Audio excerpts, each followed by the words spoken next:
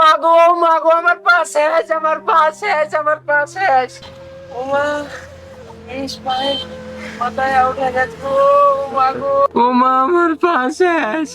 ও মা গো, আমি এখন কাজ করব কিভাবে? আমার ভাইয়ের ফি দিয়া বোধহয় হবে নীল। ও মা।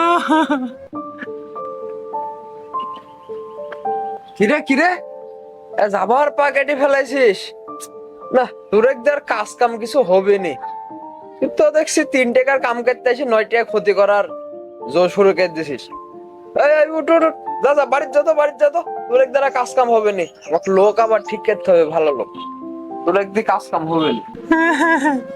এভাবে বলেন না মহাজন, আমি আজকে খুব টেনশনে আছি, খুব মানসিক চাপের ভেতর। আমার ভাইয়ের পরীক্ষা দেওয়ার ফি নাই, খুব টাকা সব কিস্তি দিছে।